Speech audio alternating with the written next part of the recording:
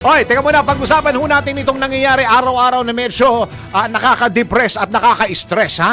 Itong oil price hike, ha? Yung tingnan natin, dahil na pag-usapan, ang gagawin yata, itong mga, mag-uumpisa ngayong araw na to sa mga tricycle driver, hindi ba?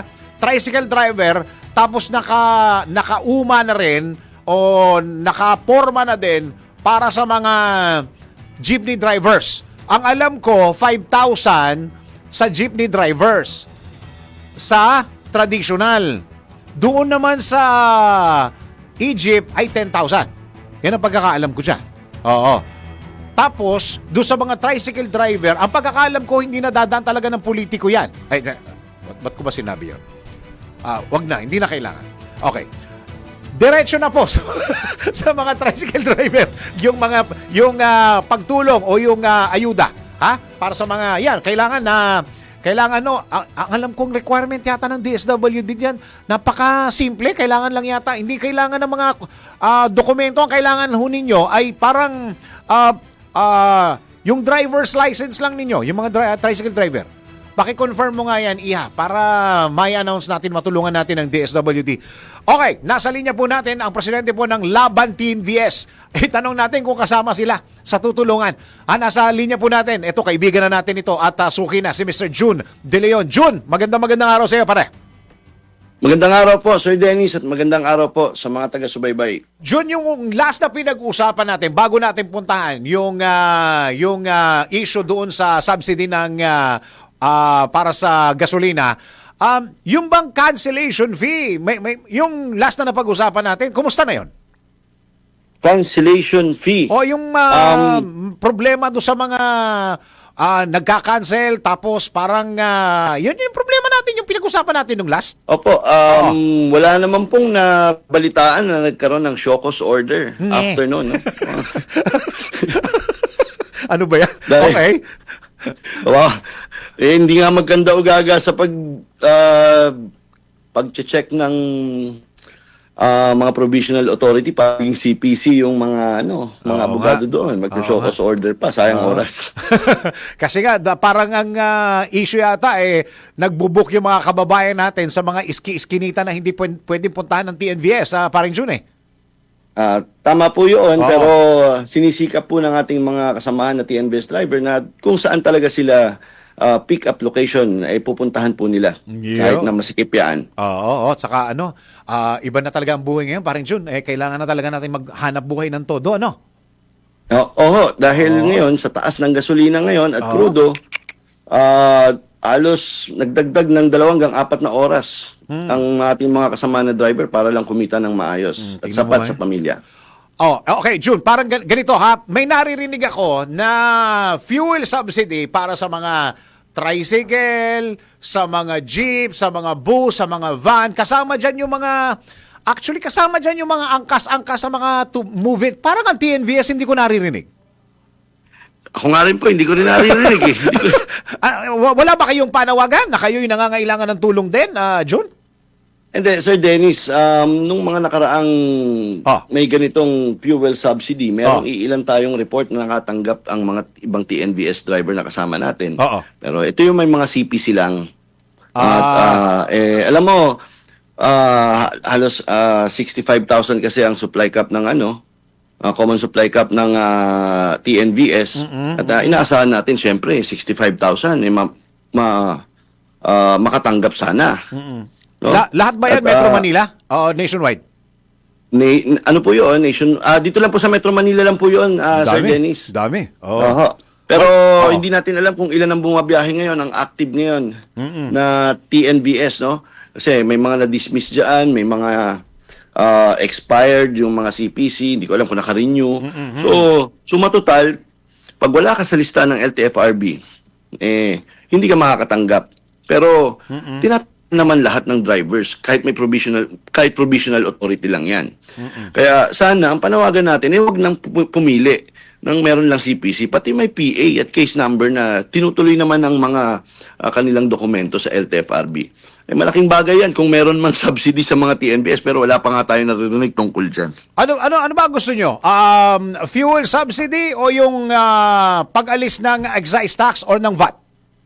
Malaking tulong po yung pag-alis ng excise tax. Oo, oo. At but ito po pang mahabang long-term solution po ito para sa mga motorista. Hindi lang po public utility vehicle ang makikinabang dito, kung hindi yung mga merong mga gumagamit ng krudo at gasolina dito sa ating bansa. Ano ba panawagan ng laban TNVS sa pag-alis ng excise tax o pagbawas o pagtanggal ng VAT? Ito ba'y gaano kahaba ang panawagan ninyo? 1 buwan, 2 buwan? Paano ba? Depende po yan, Sir Dennis, pero kung mawawala man talaga ito, Oo. ito Malaking pabor lang naman ito sa mga fuel company, kasi hindi naman alam naman natin na hindi naman yung iba hindi nagbibigay ng resibo at hindi rin napupunta sa ating gobyerno yung tunay na nasisingil ng mga gasolinahan galing sa mga motorista. Oo, pero hindi po pwede yung walang resibo, paring June, ano? Oo, ito talagang ganun yata ang mga gasolinahan ngayon. Manghihingi ka pa ng resibo bago ka bigyan eh. Subukan nyo pong maggasolina at tatanungin ka kung may resibo po ba o wala. Nako. Yan ho talaga yung tunay na nangyayari. Pero sa mga kasamahan natin ng mga TNVS drivers, Sir Dennis, talagang karamihan po dito ay nag-surrender na ng yung mga drivers, surrender ng mga sasakyan sa ngayon. Nako.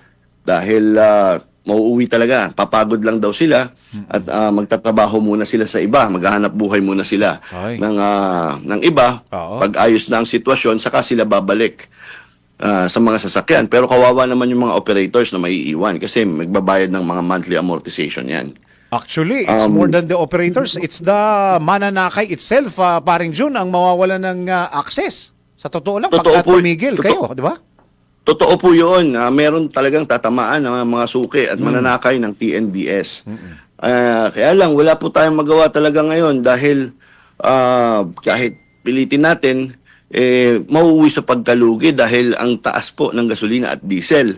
Ito nga, nananawagan tayo sa ating gobyerno, kahit walang fuel subsidy sa amin, kung i-regulate nila yung mga commissions ng transport network company, kasi 25 to 30% yung ibang transport network company.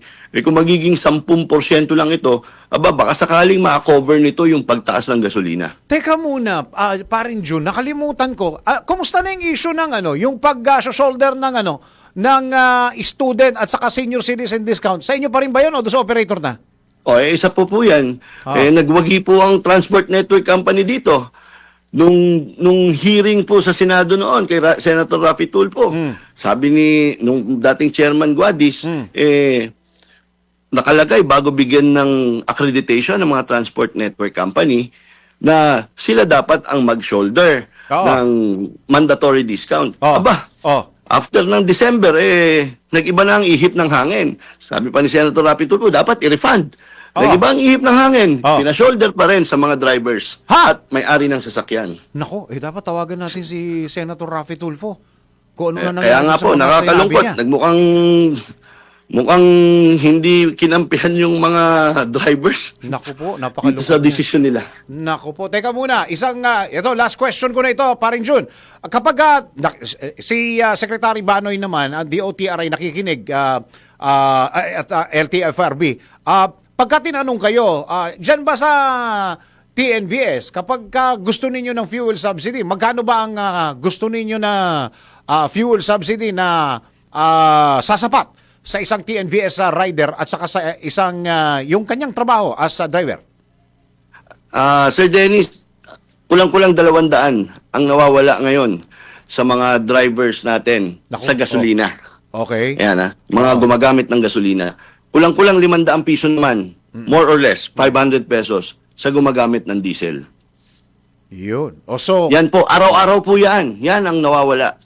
Ay araw-araw. Opo, Okay. Kung araw-araw po 500, yan. Ngayon, isang linggo, 2.5, ganon. 500. totoo ho yun. Kung 500 ang nawawala sa kanila araw-araw, sa 5 araw, 2.5. Wow, laki rin pala, no? Malaki po. Magkano ba ang sinasabi nilang fuel subsidy? Sa jeep yata it's 5,000, sa traditional. Dito naman sa modernized jeep ay 10,000. May discrimination pa. Oo. Parehas Oo nga, alam mo, Nakakalungkot na. alam mo, totoo yan. Oo nga, no? Parehas naman silang, oo nga, no? Totoo yun. Bakit nga naman may discrimination pa? Parehas naman silang nasa kalye. Tama yung punto mo na yun, ha? Paring Jun, ha? Ay nako. Kaya nakakalungkot po, no? Hindi ko alam kung paano mag-isip ang ating gobyerno ngayon. Okay. Ah, Okay, Paring Jun, maraming salamat sa oras na binigay mo sa DWIZ, ha? maraming salamat, Sir Dennis, sa pagkakataon. Mabuhay po kayo. Presidente po ng laban na TNVS si Mr. Jun De Leon.